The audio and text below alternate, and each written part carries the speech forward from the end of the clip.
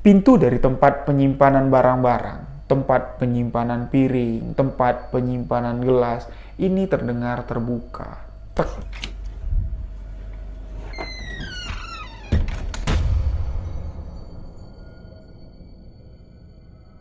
Salah satunya adalah kejadian beberapa tahun yang lalu, senior chef yang ada di sini yang boleh dikatakan jam terbangnya itu sudah jauh sekali lah.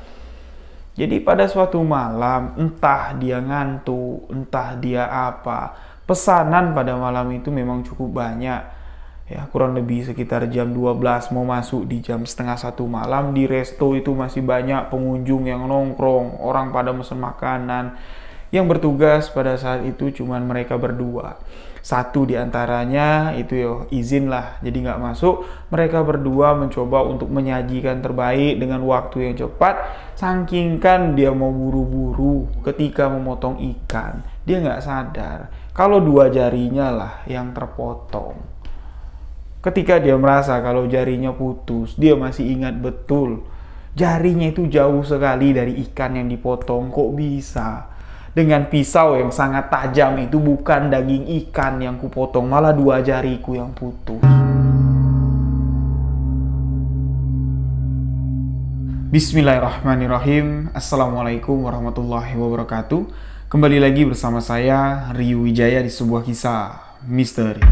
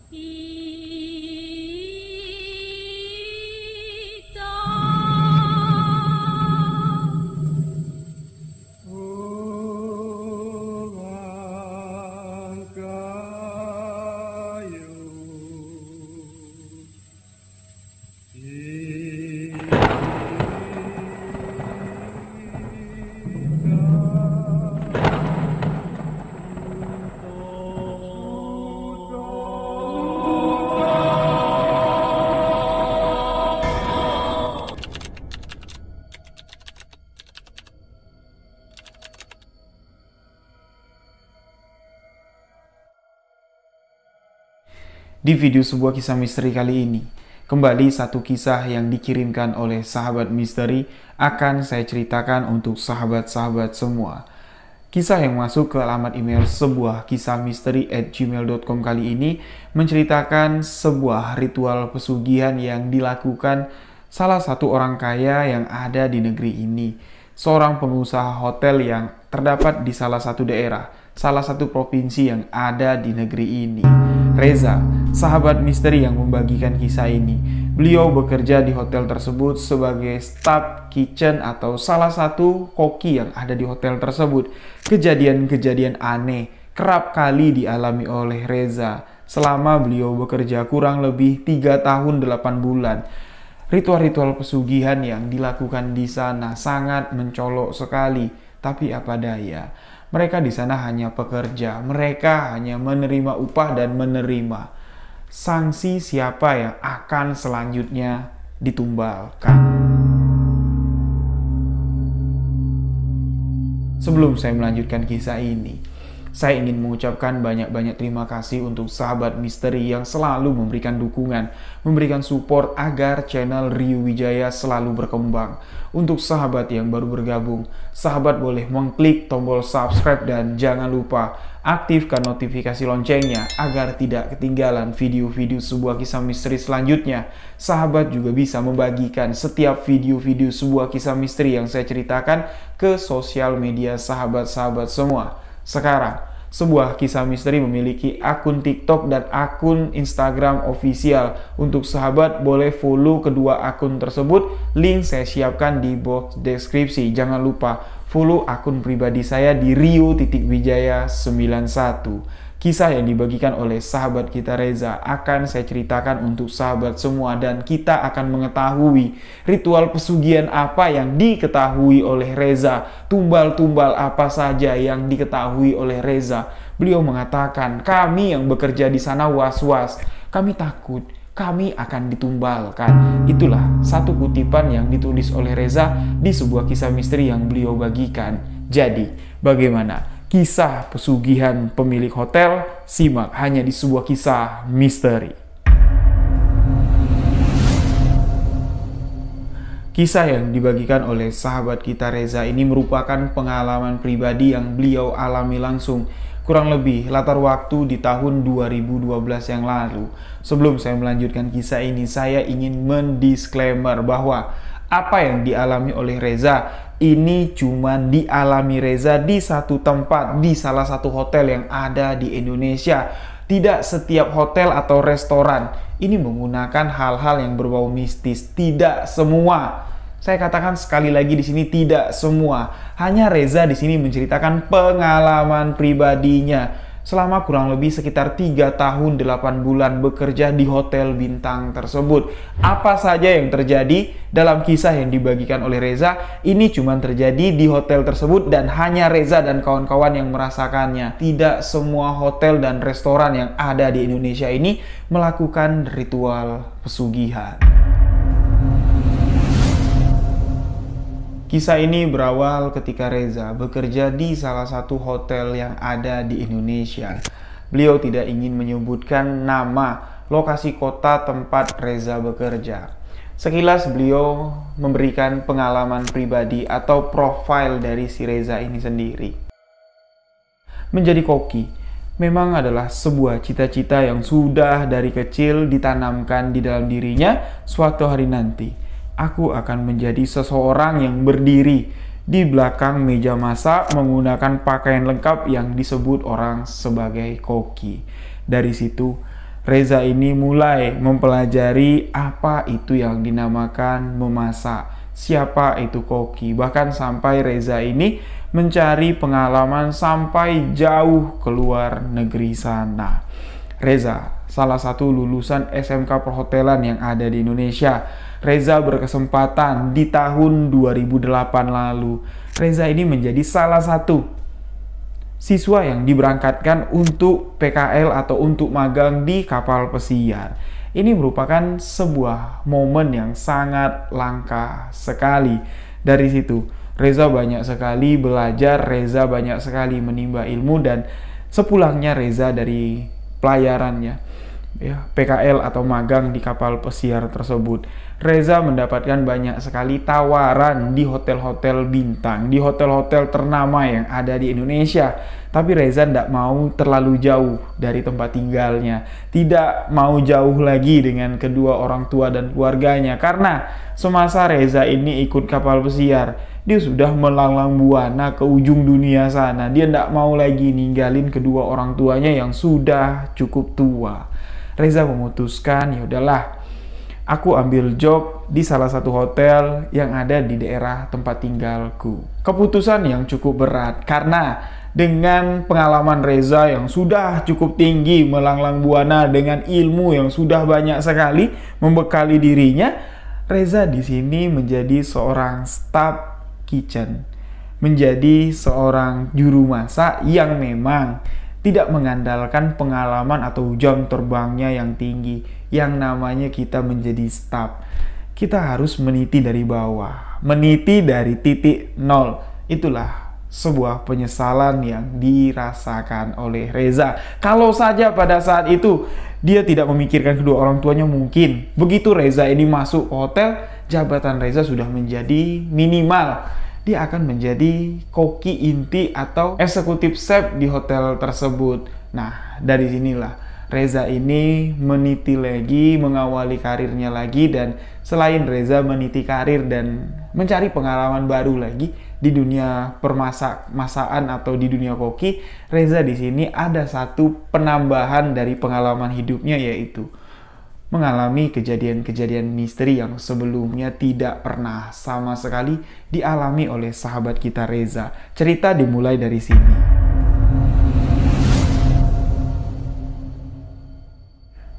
Reza bekerja di hotel tersebut menjadi koki atau juru masak.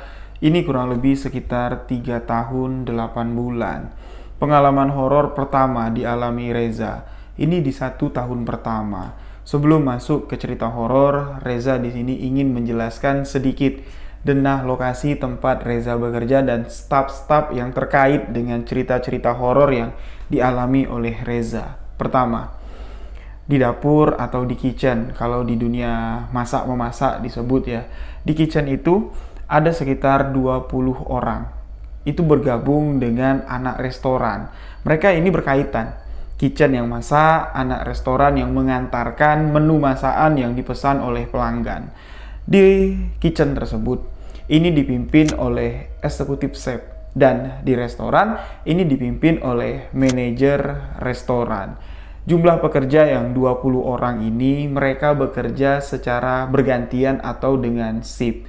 Reza seringkali mendapatkan shift malam di 1 tahun ketika beliau baru bekerja di hotel tersebut. Sedangkan di restoran ini sendiri, pegawai tetapnya ada, tapi restoran ini kerap kali mengandalkan tenaga lepas kerja harian atau disebut dengan anak dewi. Nah, pada suatu hari, Reza menceritakan ketika dia mendapatkan shift malam. Kurang lebih sekitar di jam 11 malam, mau masuk di jam 12 malam. Ini adalah waktu-waktu yang sangat lenggang sekali untuk anak-anak yang ada di kitchen. Reza pada malam itu bertiga dengan 2 orang temannya. Mereka sedang duduk nyantai di tempat biasa sering nongkrong lah. Di dalam kitchen itu ada satu ruangan. Jadi di antara jam 12 mau masuk di jam 2 dini hari, mereka ini bisa memanfaatkan waktu itu untuk istirahat karena minim sekali orderan di jam-jam seperti itu.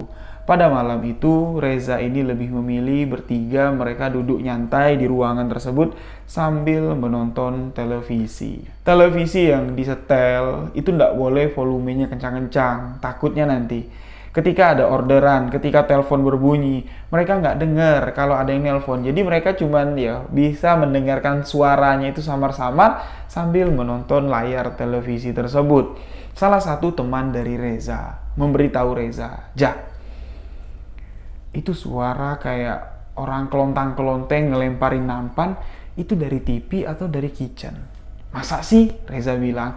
Televisi yang mereka tonton pun dimatiin sama Reza. Setelah keadaan ruangan itu memang benar-benar hening, suara kecil dari televisi sudah tidak terdengar lagi, mereka bertiga ini mendekatkan diri di pintu. Pintu untuk masuk ke area kitchen, di mana tempat mereka berdiam diri untuk nonton TV pada saat itu adalah ruangan yang cukup kecil. Reza mendekatkan diri ke pintu dan mendengarkan suara-suara yang ada di kitchen dengan seksama. Suara pertama yang didengar oleh Reza di malam itu, seperti ada orang yang melemparkan nampan. Nampan yang dipegang, ya, tiba-tiba dilempar ke atas meja kitchen, terdengar suara plang tang tang tang. Setelah suara itu hilang, Reza dan kawan-kawan kembali mendengar seperti ada suara sendok yang dimainkan. Sendok satu dengan sendok yang lain itu seperti diadu. Terdengar suara ting, ting, ting. Yang mana sendok yang ada di kitchen, ini sendok yang tebal semua. Ketika sendok itu beradu, suaranya pasti akan terdengar sangat nyaring sekali. Suara itu jelas terdengar. Dan suara yang paling jelas sekali terdengar adalah pintu dari tempat penyimpanan barang-barang, tempat penyimpanan piring, tempat penyimpanan gelas, ini terdengar terbuka. Dan gak lama kemudian, terdengar seperti ada suara kerat atau tempat penyimpanan gelas, itu seperti ada yang menarik. Gelas yang diseret di dalam kotak, ini saling beradu dan menimbulkan suara yang cukup gaduh. Tapi Reza dan kedua orang temannya tidak mau keluar dari tempat tersebut karena mereka takut. Mereka merasakan sesuatu yang aneh telah terjadi di area kitchen. Karena mereka takut mendengar suara-suara yang barusan mereka dengar, Reza dan kawan-kawan berinisiatif untuk kembali menyalakan TV dengan volume yang agak sedikit besar. Nah, biasanya di jam setengah 3 mau masuk di jam 3 dini hari, itu petugas yang mengantarkan sayur-sayuran fresh dari pasar itu pasti datang ke kitchen mengantarkan stok sayur-sayuran segar untuk diolah menjadi masakan untuk sarapan pengunjung hotel di pagi hari. Saking kan besarnya volume TV di ruangan tersebut sampai-sampai Reza dan kawan-kawan tidak menyadari kalau ada orang yang sudah masuk ke ruangan tersebut memanggil nama mereka bertiga. Ja! Ja! Hei! Kalian kemana? Siapa yang jaga malam ini? Reza dan kawan-kawan tidak menyadari kalau ada orang yang mencari mereka di ruangan kitchen. Nah, orang yang mengantarkan sayuran segar ini membuka pintu di mana tempat Reza dan kawan-kawan sambil menonton TV dengan wajah yang agak sedikit kesal karena beliau sudah menunggu lumayan lama di luar. Orang itu mengatakan, kacau kalian. Dari tadi aku manggil-manggil, kalian ternyata di sini. Kalau sempat ketahuan sama eksekutif chef kalian ngedokem di sini, habis kalian diomelin. Tuh, sayur-sayuran segar udah aku masukin ke chiller, kalian tinggal olah. Ngapain lagi kalian di sini? Masak. Sebentar lagi kalian harus menyiapkan breakfast. Reza dan kawan-kawan pun meminta maaf. Niat hati Reza ingin menceritakan apa yang mereka alami, tapi karena orang ini terburu-buru ingin mengantarkan sayur-sayuran segar ke hotel yang lain, orang ini pun berpamitan pulang, berpamitan kepada Reza dan kawan-kawan meninggalkan area kitchen. Nah, Reza ini kan keluar dari tempat persembunyiannya. Si pengantar sayur segar ini mengatakan, sayuran segar udah disusun di chiller, di lemari es penyimpanan biar sayur itu terlihat fresh. Reza ini keluar. Ketika Reza ini keluar, apa yang didengar oleh Reza tadi malam? Barang-barang yang seperti sendok yang beradu, seperti suara nampan stainless yang dilempar ke meja, dan bahkan kerat tempat penyimpanan gelas itu memang bergeser dari tempat penyimpanannya. Pintu tempat menyimpan barang-barang atau gudang lah istilahnya itu terbuka, dan dipastikan orang yang mengantarkan sayuran ini tadi tidak mungkin lah nyari Reza dan kawan-kawan sampai membuka pintu gudang. Dengan adanya bukti barang-barang itu bergeser dari tempat yang sudah disimpan dirapikan oleh Reza, mereka pun di sini memiliki perasaan yang sudah cukup horor.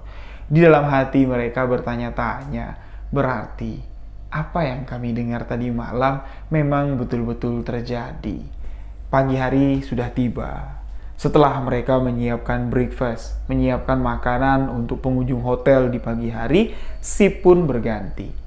Reza dan kedua orang rekannya berganti shift dengan koki atau kitchen yang berjaga pagi. Reza sebelum meninggalkan hotel tersebut berinisiatif dengan kedua orang rekannya tadi. Hey, kita ke pos security yuk. Ngapain, Ja? Aku penasaran dengan apa yang kita dengar tadi malam. Terus kamu mau ngapain? Kita beli rokok dulu.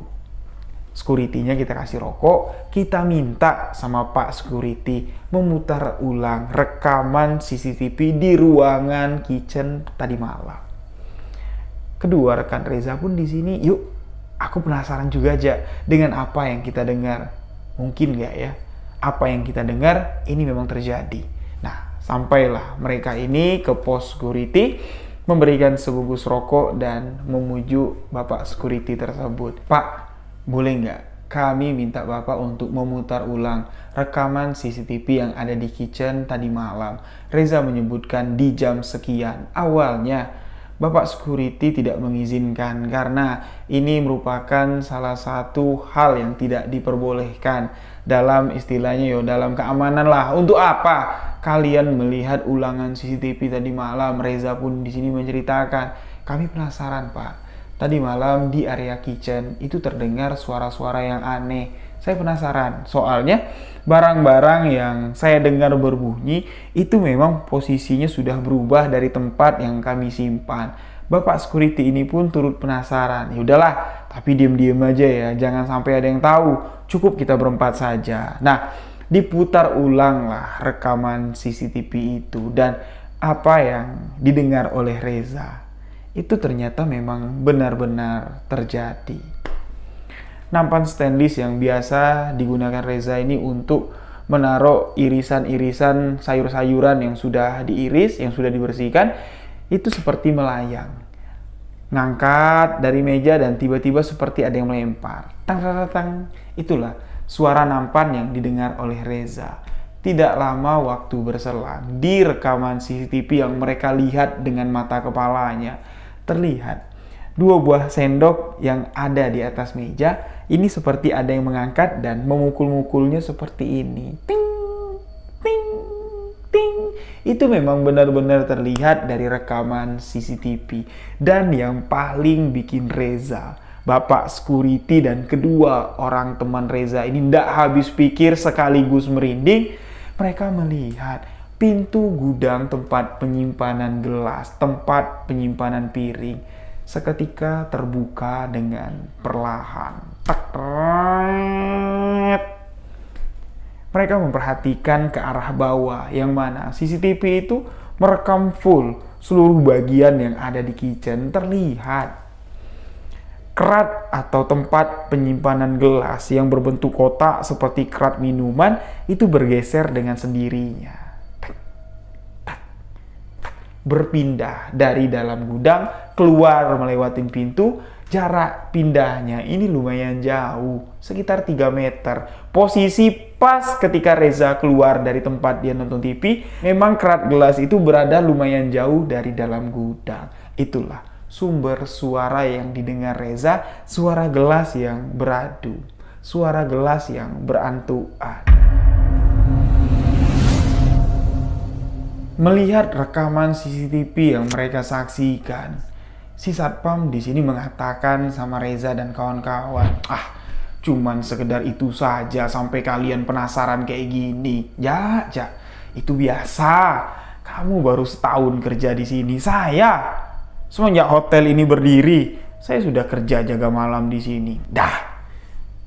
Jangan pula nanti gara-gara kalian melihat putaran ulang rekaman CCTV ini, kamu malah takut untuk jaga malam di kitchen. Yang penting kalian gak neko-neko. Yang penting apa yang kalian lihat tidak mengancam keselamatan kalian. Kalian niatkan kerja di sini baik, udah kalian pulang. Pesan dari si Bapak security, apa yang kalian lihat, apa yang kalian rasakan, tolong jangan kalian sampaikan kepada rekan-rekan kerja kalian. Takutnya nanti bakal terjadi sesuatu hal yang tidak kalian inginkan. Seperti ada sedikit nada ancaman, tapi nada ancaman itu tidak dihiraukan oleh Reza dan kawan-kawan. Mereka cuma sekedar menganggap itu adalah sebuah wejangan belaka. Apa yang dialami oleh Reza dan kawan-kawan pada malam itu bukanlah satu-satunya pengalaman horor yang dialami oleh Reza. Kejadian-kejadian horor masih terus berlanjut. Di suatu malam, ketika Reza masih berjaga atau menempati shift malam di kitchen tersebut, Reza dan kawan-kawan merasa kalau kita di kitchen aja suntuk nih. Hari sudah hampir menunjukkan jam 1:30. Kalau kita tidur juga, ini nggak bakal kebangun nanti di jam 2:30 atau jam 3. Takutnya si pengantar sayuran segar lagi-lagi datang dan marah. Reza dan kawan-kawan pun di sini memutuskan kita ngopi aja yuk di luar sambil rokokan. Yang mana di area kitchen itu memang ada sedikit space lah atau ruangan yang terbuka untuk digunakan kawan-kawan yang ada di kitchen itu. Anak-anak Resto juga sering bergabung untuk nongkrong ngopi dan sambil merokok. Itu pas berada di bagian samping daerah kitchen. Tempat itu langsung berhadapan dengan sebuah kolam renang. Kolam renang dari hotel tersebut. Gak jauh dari sisi kiri kolam renang itu ada hotel dengan 4 lantai dan di situ ada pintu untuk pengunjung yang dari hotel 4 lantai itu untuk main, untuk masuk ke wilayah kolam renang. Di malam itu, Reza dengan kedua orang rekannya membawa segelas kopi masing-masing. Mereka duduklah di bangku yang ada di dekat tembok yang mengarah pas ke arah kolam renang. Reza dan kawan-kawan sambil menikmati kopi dengan sebatang rokok. Reza yang tadinya tidak merasakan ada keanehan. Tatapannya fokus menatap cahaya bulan yang ada di kolam berenang, pantulan cahaya bulan tepatnya. Namun, ketika Reza memperhatikan pantulan cahaya bulan pada malam itu, pandangannya tertuju ke pintu yang ada di sebelah kiri kolam berenang. Dari pintu yang gelap, Reza melihat keluar sesosok wanita cantik dengan tubuh tinggi, dengan pakaian yang sangat anggun sekali, gaun berwarna merah. Reza di sini menggambarkan dari paras wanita itu seperti orang Indo, seperti orang bule dengan tinggi tubuh yang tidak lazim.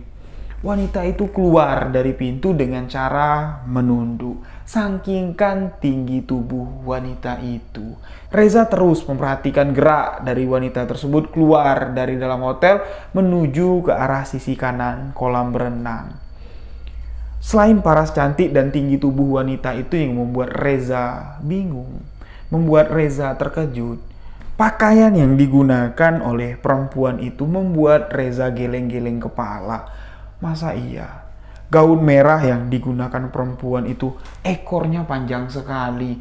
Wanita itu sudah jauh keluar dari pintu, sudah masuk ke area sisi kolam renang di sebelah sisi kanan, tapi gaunnya itu masih terseret panjang, kurang lebih sekitar 4 meter ada Reza katakan.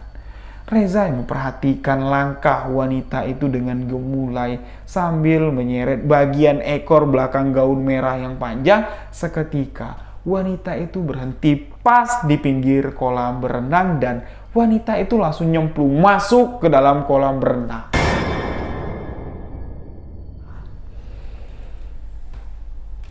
Wanita itu nyebur masuk ke kolam renang tanpa mengeluarkan efek suara, tanpa membuat air yang ada di dalam kolam berenang itu nyiprat keluar.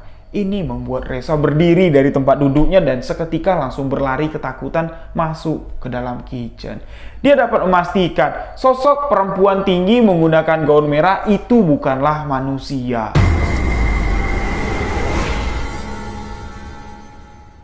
Otomatis Reza di sini membuat kedua orang rekannya kaget dan mengikuti Reza masuk ke dalam kitchen. Sesampainya di dalam kitchen, Reza ditanya sama temennya, "Jak, kamu ngagetin aja tengah malam kayak gini, lari ketakutan kayak gitu. Ada apa?" Reza di sini mencoba untuk menceritakan gambaran apa yang barusan dilihat oleh Reza.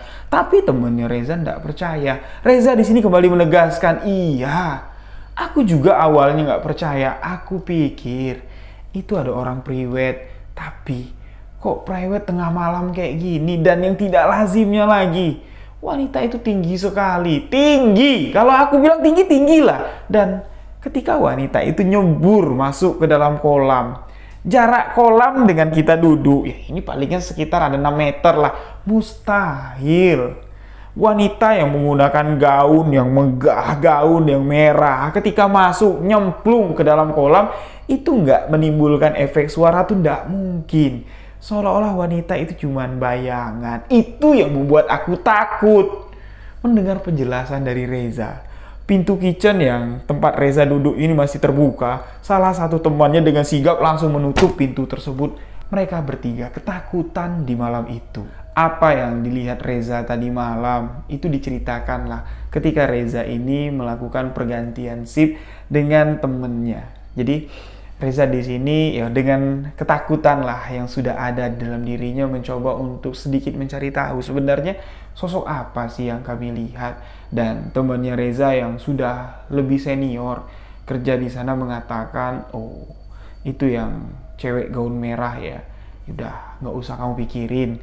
Memang wilayah atau kawasan tempat cewek itu main yaitu dari lantai 4 hotel, main di sekitaran kolam renang dan sesekali memang di pojokan tempat kamu nongkrong. Kalau kita nongkrong malam-malam ngerokok ya sering lah menampakkan wujudnya di situ." "Iya Za, benar. Itu bukan manusia.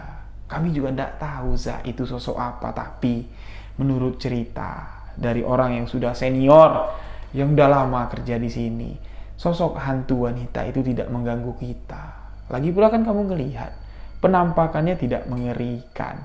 Lagi-lagi di sini orang yang sudah senior bekerja ini mengatakan apa-apa saja gangguan di hotel itu, yo Mereka anggap itu bukan sesuatu yang menakutkan atau sesuatu yang horor.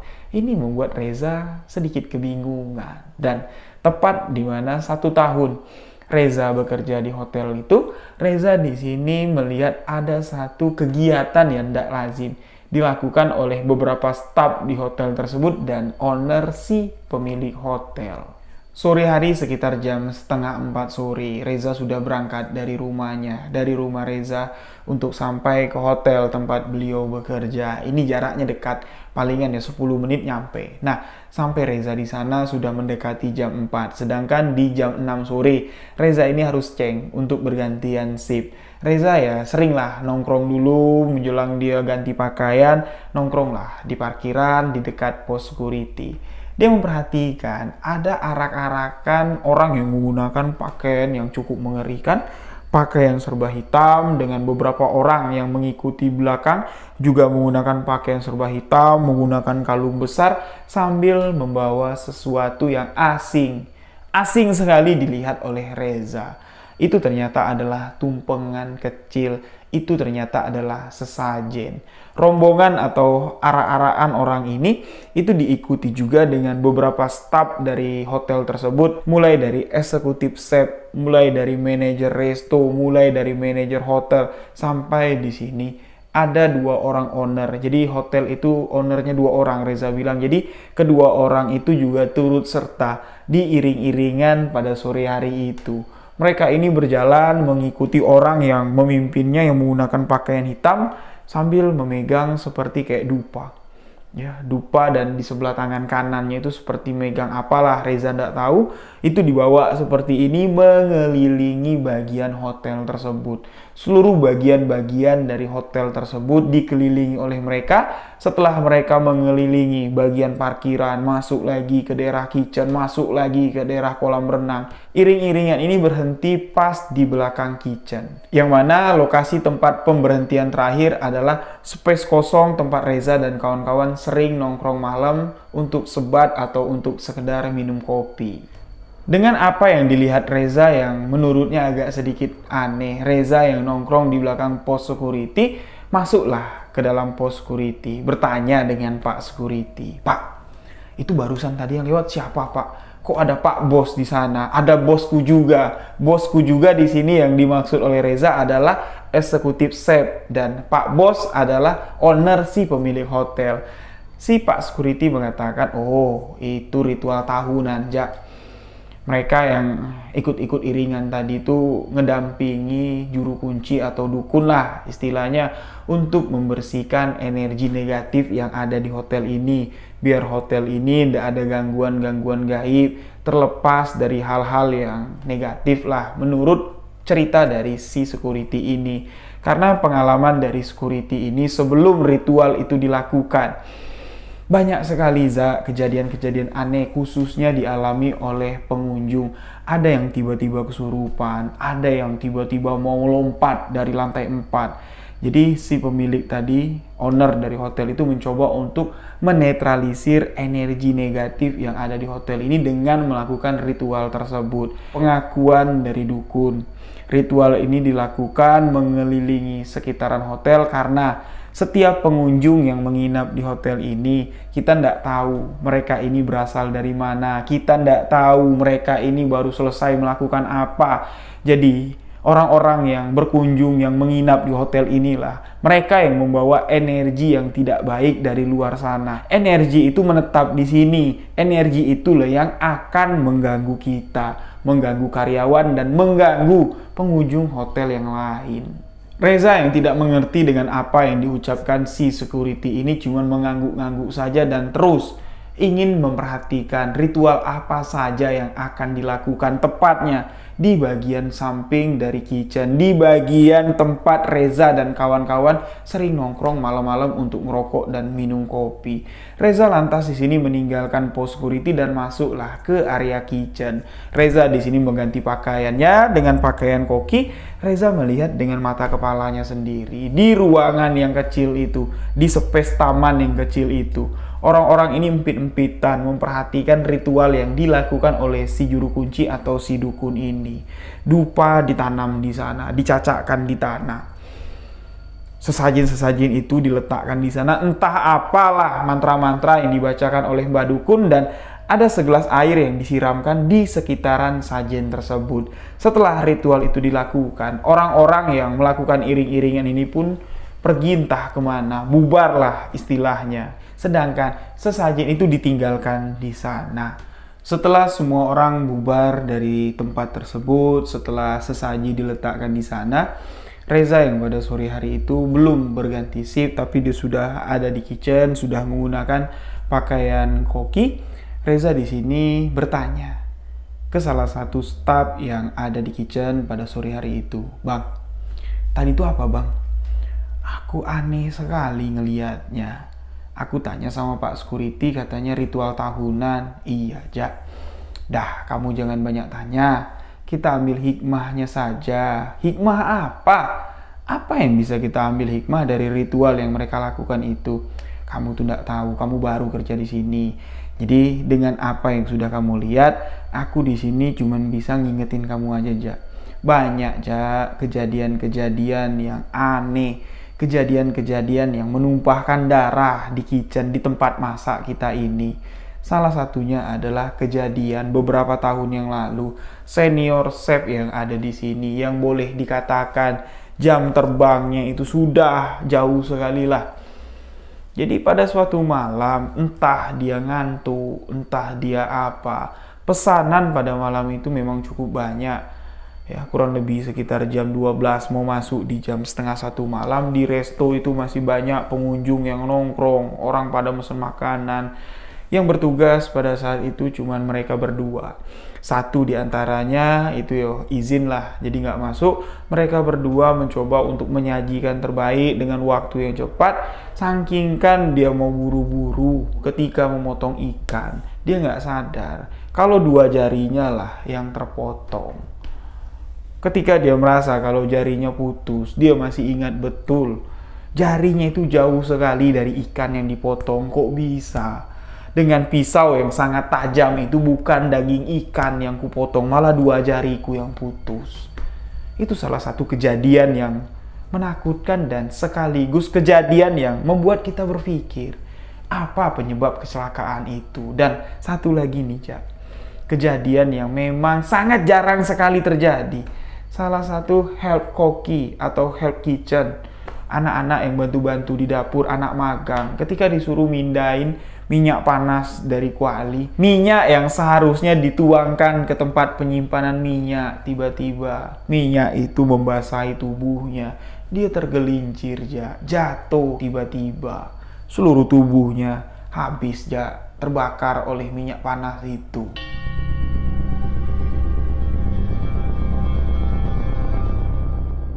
Anak Dewi ditelepon dari telepon kitchen, ini nyambung langsung ke resto. "Bro, nih orderan udah siap, anterlah." Anak Dewi pun datang mengantarkan makanan itu. Anak Dewi mengatakan, "Ini orderan dari kamar hotel, Bang." "Ya udah, anter sana, jangan lama-lama, nanti tamunya marah." Anak Dewi pun mengantarkan makanan tersebut. Belum lama anak Dewi itu pergi naik mengantarkan makanan, tiba-tiba si anak Dewi ini kembali lagi ke kitchen dengan membawa makanan yang masih utuh. Otomatis di sini menimbulkan pertanyaan untuk Reza dan kawan-kawan. "Kenapa, Bro? Anda komplain ya? Atau salah order?" "Gak, Bang." Dengan wajah yang kaku, dengan wajah yang pucat dan penuh tanda tanya, Reza di sini punya feeling gak enak. Loh, kenapa? "Duduk dulu sini, taruh makanannya." Duduklah si anak Dewi ini menceritakan apa yang barusan dialaminya. "Memangnya kenapa?" Reza bilang, "Tadi, Bang, jelas aku nih dapat orderan. Dapat telepon orderan 1 porsi nasi goreng, 1 porsi sate. Yang mesan itu kamar sekian, nomor kamar yang tidak disebutkan oleh Reza. Terus, yuk aku pesen lah sama abang. Terus waktu aku nganterin, Bang, aku ketok-ketok pintu kamarnya. Nggak ada yang nyaut, Bang. Sama sekali nggak ada respon. Aku pikir orangnya udah tidur. Aku kembali ke resepsionis, nyuruh si mbak resepsionis nelpon kalau orderan makanan itu udah siap, udah diantar di depan pintu. Tapi ketika aku menyebutkan, "Mbak, tolong teleponin kamar nomor sekian. Tadi dia order makanan ke resto. Makanan udah siap, aku ketok-ketok mau antar tapi nggak ada respon. Kamar nomor berapa, Dek? Kamar nomor sekian. Si resepsionis tadi bertanya sama aku, kamu nggak salah terima telepon dari kamar itu. Enggak, Mbak. Jelas, aku masih catet nih. Kamar sekian, orderannya ini. Yakin kamu udah nganter makanan ke sana? Iya, ini aku baru turun dari sana. Kamu tahu nggak? Dari semenjak hotel ini buka, kamar itu tidak pernah dihuni. Kamar itu sengaja dikosongkan. Hah? Dikosongkan? Iya. Kamar itu nggak ada penghuninya. Nggak pernah ada tamu yang nginep di sana. Itu pengakuan dari resepsionis dan Reza pun di sini kembali menegaskan.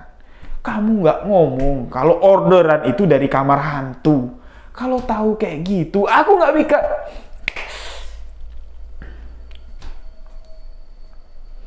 Kalau tahu kayak gitu, nggak bakal kami bikin makanannya. Memang kenapa, Bang? Ya betul lah kata resepsionis, kamar itu tidak berpenghuni.